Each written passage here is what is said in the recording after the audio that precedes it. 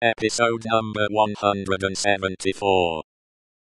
The president required the name of that citizen. The accused explained that the citizen was his first witness.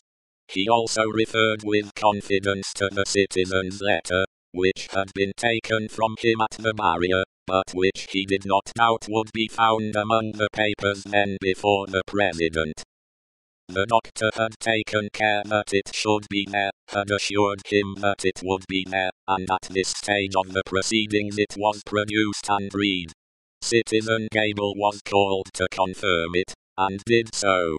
Citizen Gable hinted, with infinite delicacy and politeness, that in the pressure of business imposed on the tribunal by the multitude of enemies of the Republic with which it had to deal, he had been slightly overlooked in his prison of the Abbey, in fact, had rather passed out of the tribunal's patriotic remembrance, until 3 days ago, when he had been summoned before it, and had been set at liberty on the juries declaring themselves satisfied that the accusation against him was answered, as to himself, by the surrender of the citizen in Remond, called Darnay.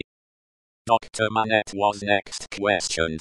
His high personal popularity, and the clearness of his answers, made a great impression, but, as he proceeded, as he showed that the accused was his first friend on his release from his long imprisonment, that the accused had remained in England, always faithful and devoted to his daughter and himself in their exile, that, so far from being in favor with the aristocrat government there, he had actually been tried for his life by it, as the foe of England, and friend of the United States, as he brought these circumstances into view, with the greatest discretion, and with the straightforward force of truth and earnestness, the jury and the populace became one. At last, when he appealed by name to Monsieur Lorry, an English gentleman then, and there present, who, like himself, had been a witness on that English trial, and could corroborate his account of it, the jury declared that they had heard enough, and that they were ready with their votes, if the president were content to receive them. At every vote, the jurymen voted aloud, and individually, the populace set up a shout of applause. All the voices were in the prisoner's favor, and the president declared him free. Then began one of those extraordinary scenes with which the populace sometimes gratified their fickleness, or their better impulses towards generosity and mercy, or which they regarded as some set-off against their swollen account of cruel rage.